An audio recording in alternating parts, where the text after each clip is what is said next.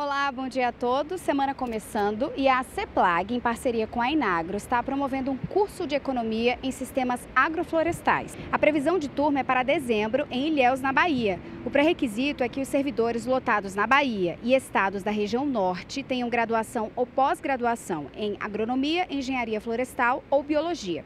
Os interessados podem entrar em contato pelo e-mail capacita.ceplague@agricultura.gov.br ou pelo telefone 61 3218 3412. Na semana passada, representantes da CNA estiveram na Suíça para participar do Fórum Público da OMC. Foram debatidas soluções para o desenvolvimento sustentável da agricultura até 2030, uma oportunidade de mostrar a sustentabilidade da produção agrícola brasileira, dando destaque às exportações do agronegócio. A Agência de Defesa Agropecuária do Ceará publicou uma portaria que torna obrigatória a destruição dos restos culturais do algodoeiro. São as chamadas soqueiras.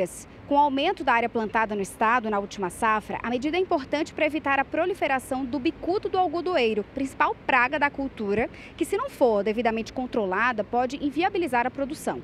A portaria estabelece medidas fitossanitárias para o controle do bicudo do algodoeiro e critérios para o cultivo de algodão no Ceará. Essas são as informações da agenda de hoje, direto aqui de Brasília. Catarina Martorelli para o SBA. O plantio da nova safra de soja, temporada 2018-2019, já começou no estado de Mato Grosso. Em Sorriso, está avançando bem. De lá, repórter Valdir Pacheco tem mais informações. A semeadura da safra de soja 2018-2019 segue firme em Mato Grosso desde a segunda quinzena de setembro. Na capital nacional do agronegócio, Sorriso, no médio norte do estado, a semeadura já ultrapassou 40% da área destinada ao cultivo da oleaginosa. Na semana passada, acompanhamos o plantio na fazenda Santa Ernestina. Até o dia 22 de setembro, o produtor Cleito Tessaro recebeu 55 milímetros de chuva neste talhão e foi o suficiente para ele lançar a semente no solo. Esta variedade plantada aqui é de 115 dias. Exatamente. Hoje a gente procura plantar materiais com ciclos mais curtos, né? Para que você tenha uma janela mais ideal para a produção de milho. Nós investimos aqui para colher em torno de 65, 66 sacas de média esse ano. Então, essa é a nossa projeção, investindo ano a ano para que você tenha um resultado melhor. Parte desta safra, o produtor já comercializou no mercado futuro para cobrir os custos de produção. A preocupação agora é com o dólar. Quanto ao mercado, a gente já tem uma parte travada, sim. Todo o nosso custo já está travado. Porém, existe uma guerra comercial entre Estados Unidos e China, onde o mercado está vindo buscar mais a soja brasileira. Então, existe um prêmio em cima dessa soja brasileira. Então, se você faz uma conta em real, ela não é tão ruim hoje, mas, porém, nossos custos hoje, 60%, 70% são em dólar. Se você olha o preço em dólar hoje, não está muito bom.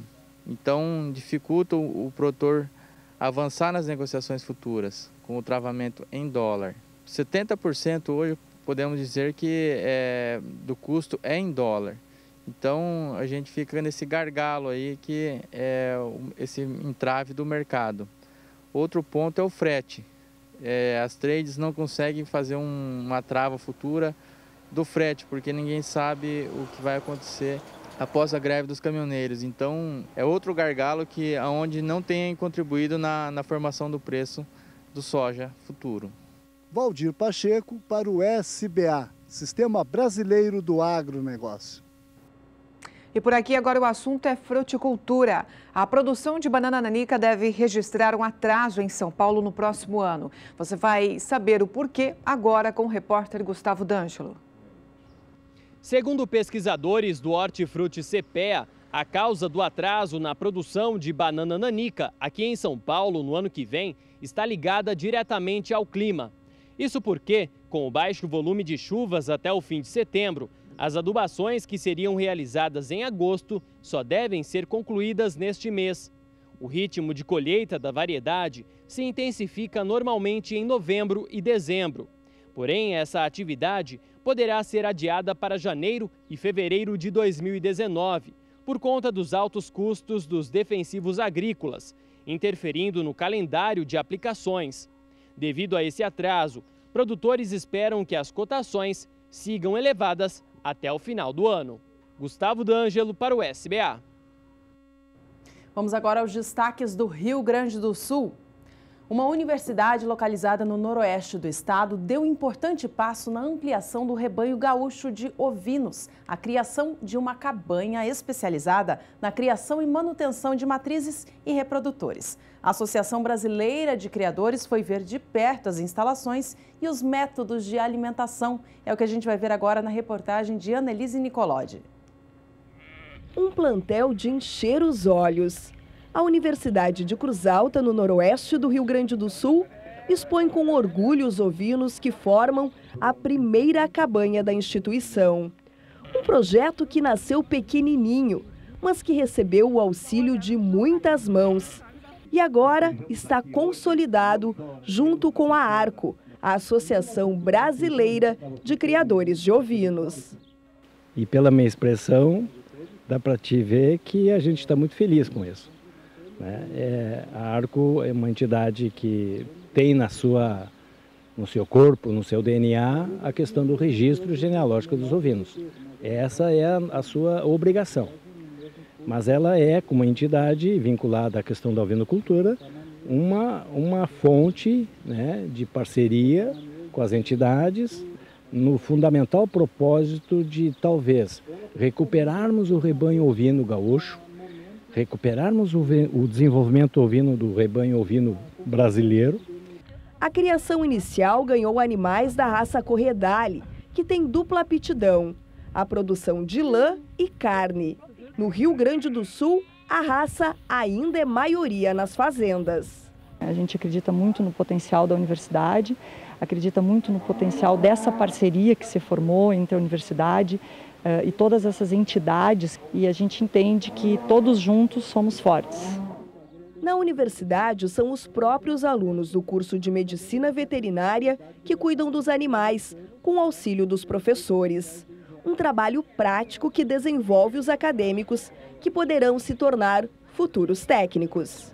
Talvez a grande questão é proporcionar ao acadêmico o conhecimento e o trabalho na cadeira de ovinocultura.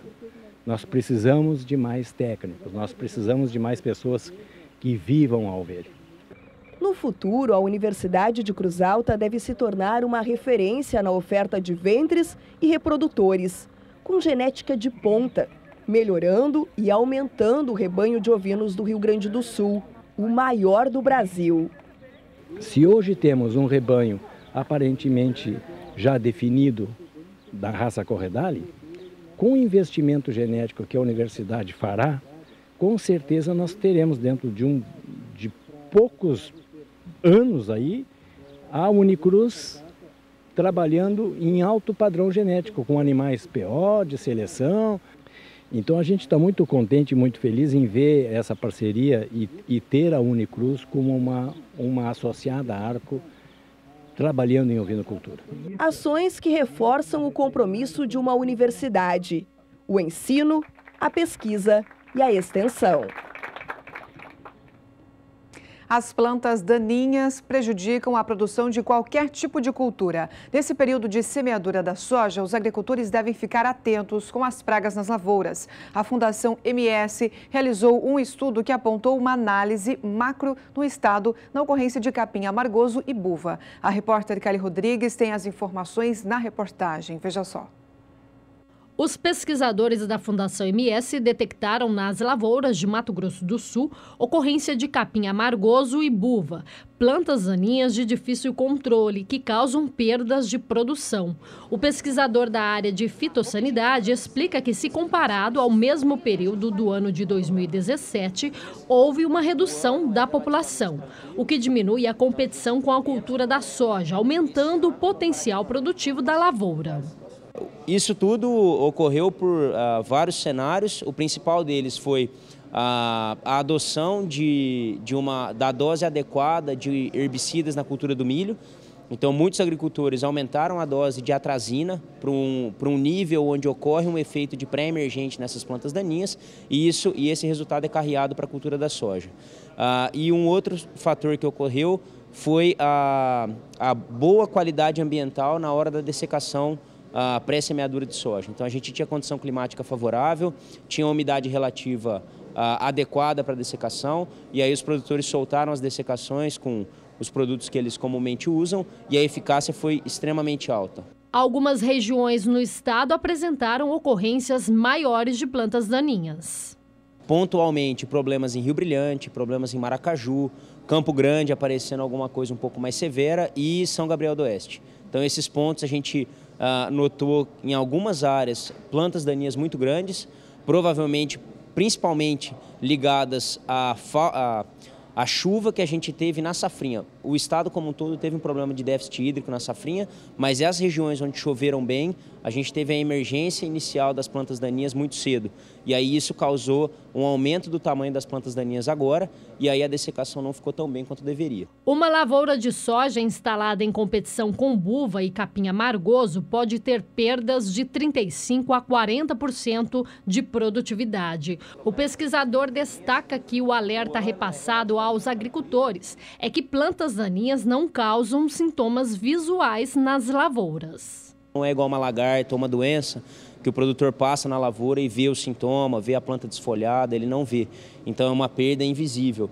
Muitos dos casos o agricultor chega aí a produtividade de 60, 65 sacos e fica contente e satisfeito com a produtividade, que é realmente uma produtividade boa. Mas dentro das cultivares que a gente tem hoje, dentro do potencial genético, em muitas situações ele poderia alcançar uma produtividade maior. Kaile Rodrigues para o SBA. Em Campo Grande, um seminário voltado ao agronegócio fomentou a importância da utilização de tecnologias para melhorar a gestão e também controlar a produtividade nas propriedades rurais. O repórter José Cunha acompanhou de perto e tem mais informações. O evento aconteceu no auditório da FamaSul e reuniu cerca de 70 pessoas entre produtores, zootecnistas e médicos veterinários. A ideia é mostrar como o uso das novas tecnologias no campo podem auxiliar os produtores a reduzir custos e aumentar a competitividade no mercado. O seminário aqui tratou de uma questão fundamental, que foi exatamente das agtechs, quer dizer, toda a questão de como o agronegócio vai tratar a questão da tecnologia. E fica muito evidente, primeiro, que o agronegócio já deu grandes passos, nós já temos grandes novidades em termos de tecnologia. E, por outro lado, é um setor também que ainda desperta muito interesse. Então, acho que agora a gente conseguir realmente vincular toda essa questão da tecnologia e o conhecimento do agro. Acho que tem muita gente capaz na área de tecnologia e tem muita gente com problema no agro. Então, acho que o seminário trouxe exatamente isso, o que nós podemos avançar. E o caminho realmente do desenvolvimento da agropecuária sul-mato-grossense brasileira passa pelo desenvolvimento tecnológico. É isso que nós vimos aqui hoje. Tecnologia com startups, temos que buscar financiamento, temos que buscar estrutura, mas o agro tem que ser competitivo e ele vai ser através da tecnologia. O seminário, em sua 6ª edição, discutiu as perspectivas e tendências do agronegócio brasileiro e ressaltou a importância do uso das novas tecnologias como ferramenta indispensável para os produtores que desejam alavancar os negócios. Entre as novas tecnologias disponíveis apresentadas no seminário, o produtor pode contar com o auxílio das startups. Segundo Jorge Hiraíwa, secretário de Agricultura do Paraná, o maior desafio é convencer o produtor rural de que a tecnologia é uma ferramenta eficiente que pode auxiliar os trabalhos no campo. Ter a mente aberta para que deixem essas startups entrarem e tentarem resolver. Eu acho que esse é um primeiro passo. A grande dificuldade ainda está de convencer, os produtores de que realmente um gurizão ali de 20 e tantos anos pode ajudar com a ideia dele a resolver. Mas tem resolvido e é um processo que não tem volta. A agricultura vai ter grandes mudanças logo aí pela frente. O produtor hoje ele já está com a tecnologia de ponta no campo, produzindo soja com tecnologia, mas esses mecanismos, essas empresas de startup vão criar algumas facilidades para alguns gargalos pontuais para cada atividade, tanto para a produção de porco como para a soja. Então isso aí é para fomentar e criar fazer esses jovens que gostam de tecnologia participar mais do agronegócio e produzir produtos diferenciados para o agro. As características do agronegócio brasileiro também foi um dos assuntos abordados no seminário, que colocou o Brasil como uma das grandes potências mundiais no setor. Nós acreditamos muito no mercado agropecuário brasileiro, prácticamente por 3 características fundamentais. Uma é a oportunidade de consumo para alimentar os próprios brasileiros com produtos de proteína de origem animal. 2, a capacidade de produção do agropecuário brasileiro. O Brasil está ranqueado dentro de os 3 maiores países produtores de frango, de boi, de suíno. Y tercero es la capacidad de exportación, ¿no? Siendo el país mayor exportador de proteína de origen animal. Esas 3 características es lo que fundamentan esa fuerza que tiene el agro brasileiro. José Cunha para o SBA. E ontem foi dia de eleição para presidente do Brasil. Foram eleitos para o segundo turno os candidatos Jair Bolsonaro e Fernando Haddad. Mas quem nos atualiza dos impactos desse resultado é a repórter Catarina Martorelli. Olá, bom dia a todos. Foi um domingo bastante movimentado em todo o país. Os brasileiros foram às urnas para escolher presidente da República, governador, senador, deputado federal e deputado estadual.